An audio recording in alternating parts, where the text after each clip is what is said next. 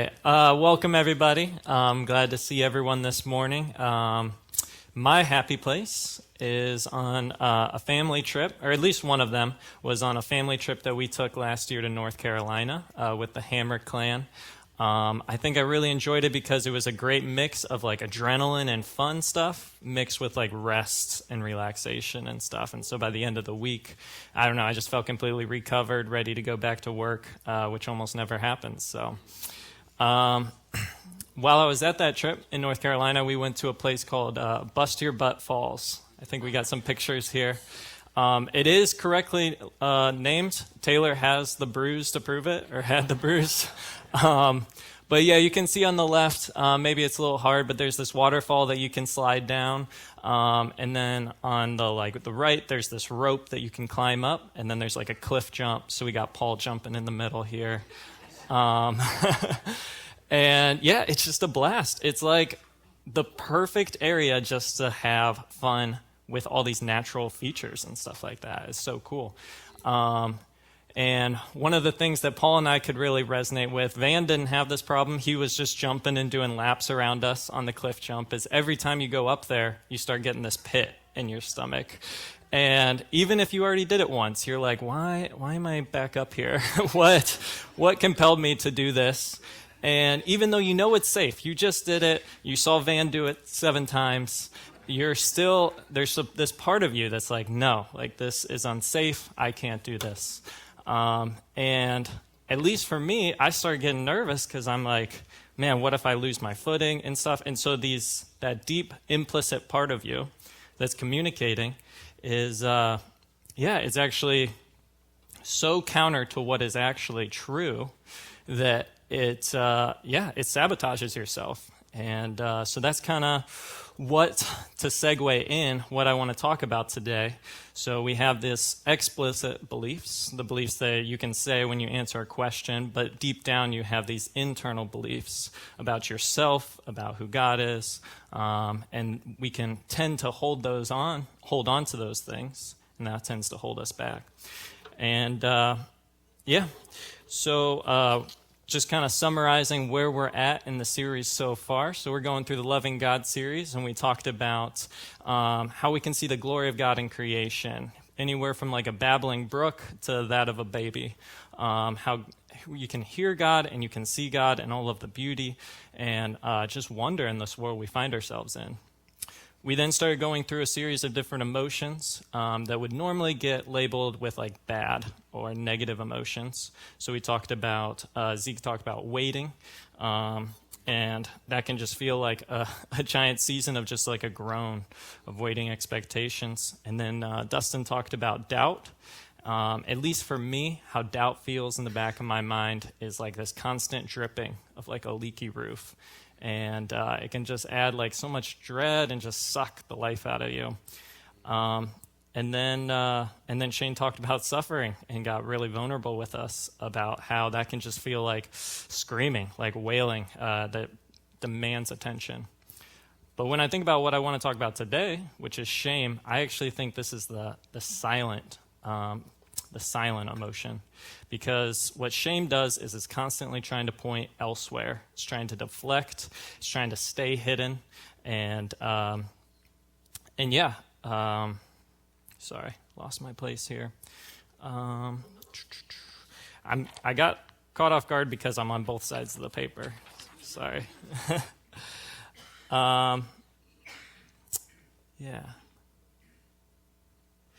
And so, at least for me, I'm becoming steadily more aware of my shame. I think it can lie undetected for years, and we can go on just kind of automatically responding to it without even really knowing that that's what's affecting us.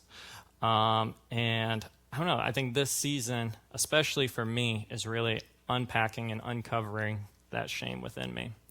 And when I look at my faith and how that's being played out at work and with friends and stuff, I realize that, I'm not consistent with that explicit beliefs. There's these implicit beliefs, these underlying insecurities that I have within me that cause me to live inconsistently with the life of Jesus, that I haven't given over to him yet. And so this is the challenge today. How do we fight shame, and how do we overcome it? And I think an equivalent way to say it is, how do we internalize the gospel deep down inside ourselves? How do we dig down to those implicit beliefs about ourselves and let Jesus into that? And yeah, so I guess how I want to handle the rest of the sermon is just to go into how shame originated, how did it get introduced, our responses to shame, and then how Jesus responds to shame, and where we can go from there. And so starting with how shame got introduced. So Shane talked about Genesis 2, and the creation of humans. They're created beautifully and with intention and love, and to represent God, to be his image bearers. And right after that is the story of the fall. The first story where Adam and Eve, they take the fruit that God commanded them not to. They're deceived by the serpent, and yeah, they fall into sin. And between those two stories, there's a one little line in Genesis 2:25 that says, "Now the man and his wife were both naked, but they felt no shame." And I just want to take a minute to just reflect on this line, because this is the author's, shame is the one word summary that this author is getting across to express what happened when sin was introduced. And shame has a way to infiltrate our relationships. It has a way to propel sin more. And yeah, I just think about all the other words that he could have put here. He could have said, and they felt no anger, no resentment, no like malice or violence or anything like that, but he chose shame. And I just want to take a minute to define what shame is. Shame's not just a fear that we're bad. Rather, it's a fear that if people saw who we truly were, they'd reject us because we're not good enough. So my shame tells me that there's something so not okay with me that at some point you're going to leave. And I'm so concerned about that I'm just going to cover up. And so we can look at what happened to Adam and Eve in the garden.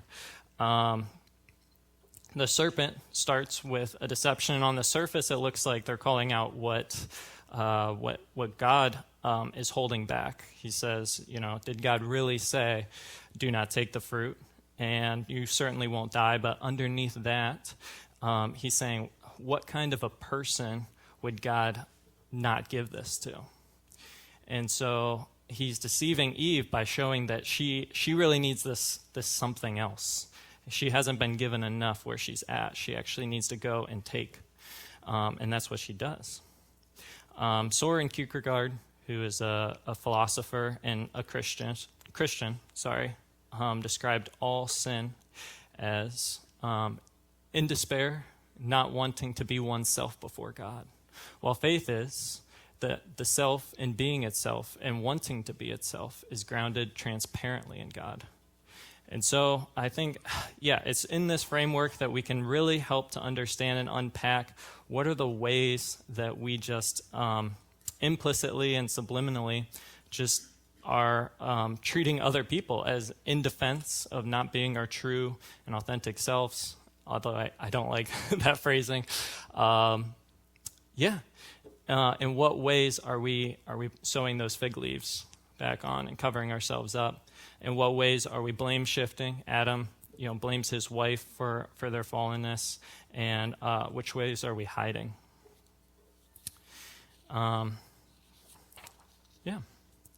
So, sorry, screwed up by the the backwards again. I have a series of different ways that we do this, the ways that we hide ourselves and try to avoid the judgment and the concern of what other people might think of us. And since it's Halloween themed, or since Halloween's coming up, I decided to make them all Halloween themed. So these are the costumes and the masks that we all put on. The first one here is the Texas Chainsaw Massacre. And so in this one, we try to make others feel small because we feel small. And but the issue is you can never raise yourself up by cutting someone else down. And all shaming of other people is because we can't cope with who we are. And so, it's so easy then in social situations when you're feeling that comparison, that envy, to then go and start cutting other people up. Starting pointing out their flaws as a way to deflect from your own. The second one is the college bunny costume. So you crave attention and validation of your value through physical attractiveness, hoping for approval that comes from being noticed. So I think we all kind of know what this looks like, but I'll just say there's so many subtle ways that we do this in our daily lives. And so as we're going through these masks, I just encourage you to sit down and just reflect about, how am I treating people? Am I treating them like genuine human beings in front of me? Or am I treating them as people that I need to cover up or somehow prove myself or get acceptance through them in order to find myself as okay? The next guy is the funny guy veneer. They're working the room. They got their material that they've been working on throughout the week, and you crave attention and validation as a way of, or through humor. And then next one here is the clone trooper. I'll just ask the question, how much of our thoughts, cares, money, and time is just spent trying to track with those in our peer group, dressing up like those around us. Just so that they accept us.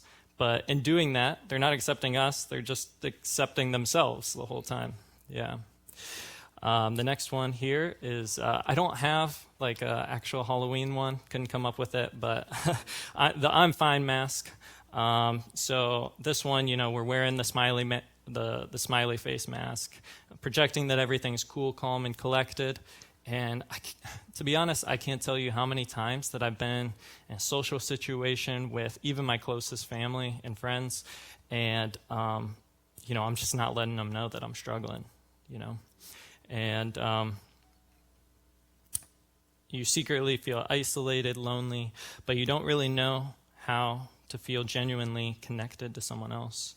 You're not even sure how to start a conversation like that. We'll go into that a little bit more here in a little bit. C.S. Lewis has a good quote about this, that if we continue just to say I'm fine, if you don't really let people in and get committed to other people, there's a cost associated with that. So he says, love anything, and your heart will certainly be wrung and possibly broken. If you want to make sure of keeping it intact, you must give your heart to no one, not even an animal. Wrap it up carefully around with hobbies and little luxuries. Avoid all entanglements. Lock it up safe in that casket safe, dark, motionless, airless. It will change, though. It will not be broken, but it will become unbreakable, impenetrable, irredeemable. The alternative to tragedy, or at least the risk of tragedy, is damnation. I don't know, that at least hit me. I don't know. I don't know about you guys, but yeah, that's definitely my tendency, is to just not let people in to begin with. The last mask here is the zombie mask. So whether it's consuming alcohol, watching porn, or social media, binging the newest season of a show, or shopping online, whatever your drug of choice is, you're supposed to feel new in Christ and yet feel like life is just passing by you. And you just, we're just numbing ourselves. And so Brene Brown says it best that we can't selectively numb our emotions. You can't selectively numb our emotions. When we numb the painful emotions, we also numb the positive emotions. So at the end of it, you end up feeling nothing. And so when we're scared of being judged and dismissed, and an indication this might be happening, these masks can go on in an instant. We can put them on, pretend to be someone that we're really not, just to get that approval and acceptance, just to get by, whatever it is. Yeah, and I also just want to mention, too, when we're talking about shame and sin, I think there's three components of this, because in the church we tend to talk about the shame that we feel because of the sin done by us. But I also just want to say that there's also the sin done to us, which contributes to our shame, and the sin done around us, what's culturally accepted and common. And so these are the ways that we naturally put on the masks, we cover up. But how can we address these in an intentional way? So I first want to just talk about with ways that I don't think are bad necessarily, but I think they're inefficient or insufficient. The first is the cultural approach. So we could just speak positively, what if we're just judgment-free and we just want to encourage and change our thoughts. And while I think it's really important not to think negatively. When we're talking about the implicit level, that deep down part of you and those beliefs, just speaking at the explicit level just isn't enough.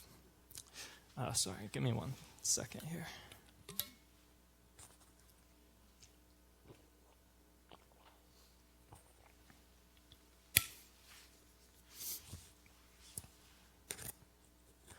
All right. So the next one, which is also the cultural approach, is just living your authentic, true self. So just live unashamedly. Shame is just a social construct, and we just need to forget, it's all just culturally reinforced, and so just live after whatever your heart's desire is. And I think as Christians, we would have an issue with that because we're not just created to follow out whatever our hopes and dreams are and the identity we create for ourselves. I think that's actually, that's too weak. That's not cutting it through the hard times in life, through when we can't do that. We actually need that identity that God has put in us from the very beginning. We need that image bearer identity, that representative of Christ. Then the next one is I would say, overly churchy approach, which is, can we just bulldoze our shame with good theology? And I think the Bible's good, theology's good, church is good, but I think if we simply say that we're in Christ, therefore we should have no shame, is true theologically, but for most people in the church, it's not true experientially. And so I think what we need is not something that we can just force on. It's not something we can even do ourselves, I would argue. I think the way that we fight shame is through a powerful experience of grace. And so that goes to the Jesus approach. How does Jesus address shame? And so for that, I think there's no better place, or this is just as good of a place as any, is John 8. And so John 8 says, "Early the next morning, he, Jesus, was back at the temple. A crowd soon gathered, and he sat down and taught them. As he was speaking, the teachers of religious law and the Pharisees brought a woman who had been caught in the act of adultery. And they put her out in front of the crowd. And they said, 'Teacher,' to Jesus, 'this woman was caught in the act of adultery. The law of Moses says to stone her. What do you say?' See, they were trying to trap him into saying something they could use against him. But Jesus stooped down and wrote in the dust with his finger." All right. We're going to stop right there. Yeah. So I think most people, when they think about sin, they primarily think of breaking divine rules. At least that's how the Pharisees are treating it here.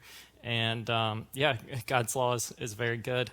But as we discussed before with Kierkegaard's quote, there's this other component of sin where it's us not being our true selves. It's us pretending to be something we're not, thinking that we need something more to be okay. And I just think when Jesus is in this situation and he's trying to get trapped, It's my interpretation. You can take it or leave it. Nothing's explicitly written in the story, but when he stoops down, he starts writing in the sand. I just feel like he's just processing his emotions right now. I mean, this is a crazy situation. This woman is ripped from, wherever she was. Most commentators take it as she was actually naked and actually in the act of adultery when she got ripped out. So she gets pulled out, naked, regardless if she is or not. She's humiliated, and all of her sins and her private areas of her life are just exposed right in front of everyone. And so Jesus, obviously, he has just deep love and concern for this woman here. At the same time, there's also these religious leaders who are supposed to be the people of God, the representatives of him. Like Billy said, like the priests and the religious leaders, they're supposed to be that person for us, that image bearer, or at least for Israel. And yet, they're so concerned about their status and their perception and what other people think of them that they're willing to throw someone out like that. They're willing to shame and dehumanize them in order to elevate themselves. So they're doing the Texas Chainsaw Massacre approach to it. I just think Jesus, when he's thinking about all of this, I actually think what he has on his mind is Hosea. So the prophet Hosea in the Old Testament, he has a wife, and she goes and commits adultery, and she actually abandons him and has kids without him. And this is put on analogy in Hosea to the religious leaders of the day, Israel's leaders. I'm trying to gather my thoughts here. But so this happens 500-600 years before Jesus, yet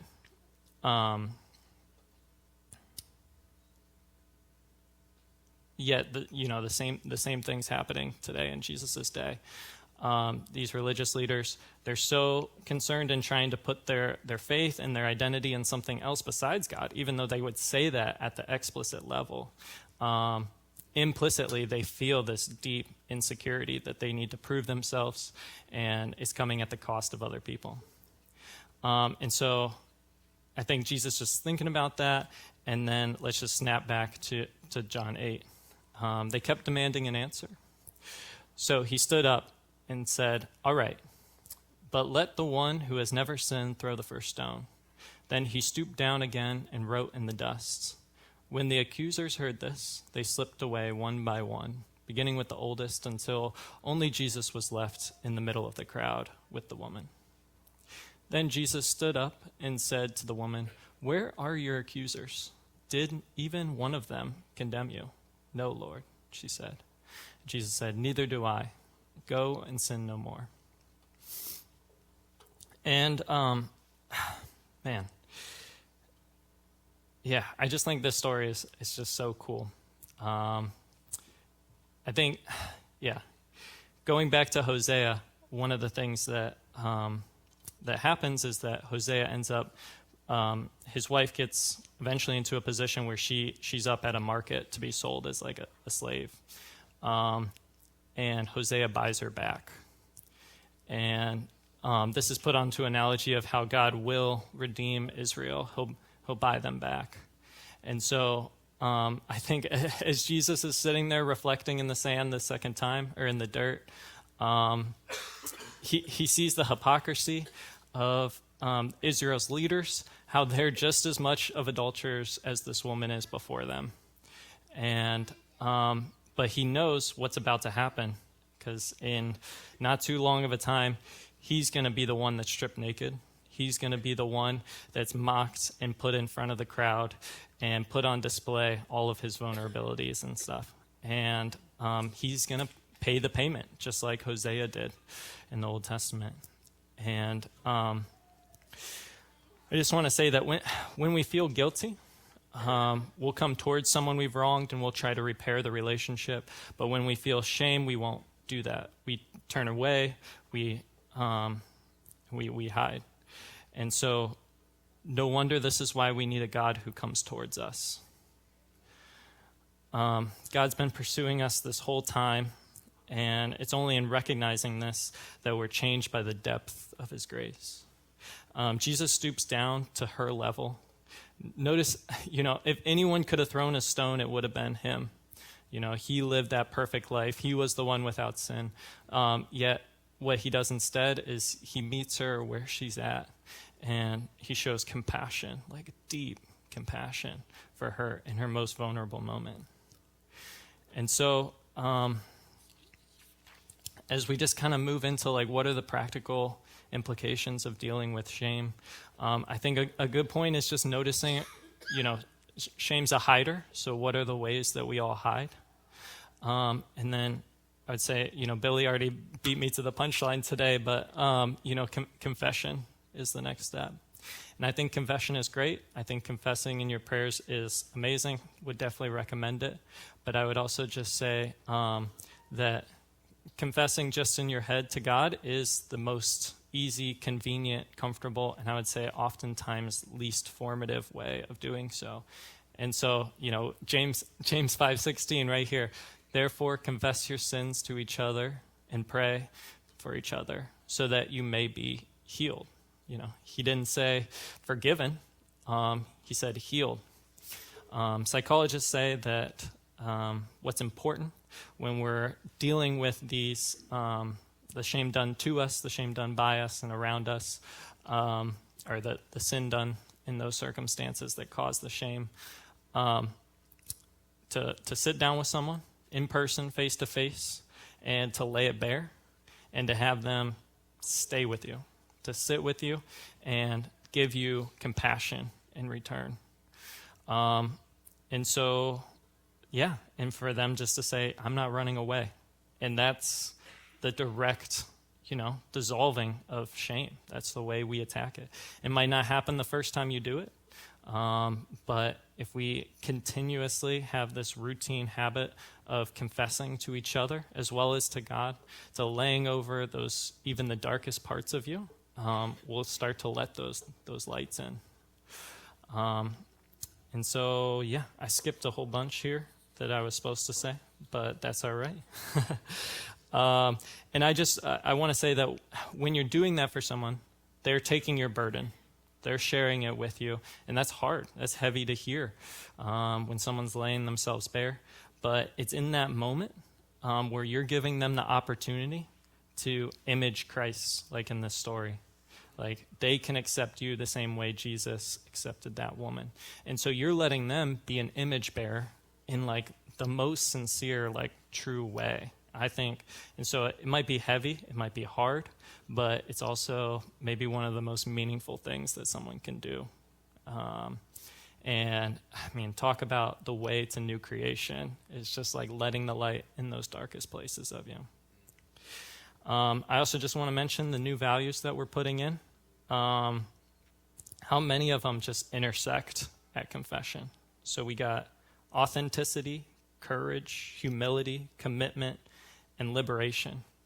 And I think as Christians, we would say, it's not ideal to be completely judgment-free, but what we would say is we should be compassionate. We should have both support and challenge there.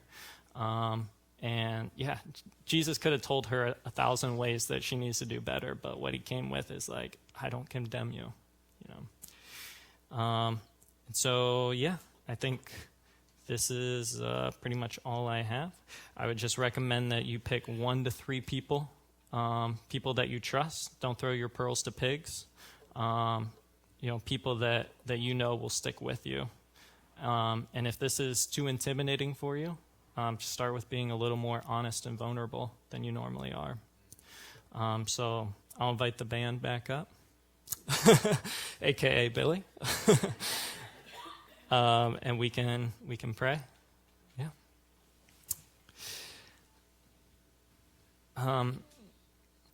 Father, it's disarming to be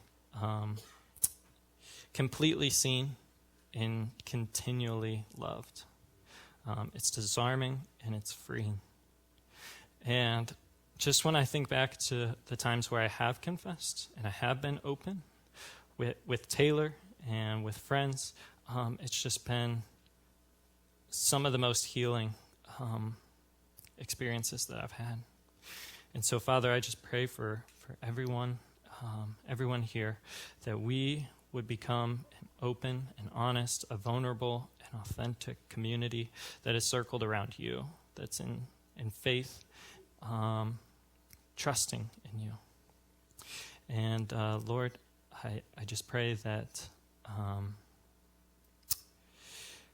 as we go out from these walls, that we'd become more aware of what we're feeling on a day-to-day basis, that you would enlighten those ways in which we automatically respond in frustration to people. And Lord,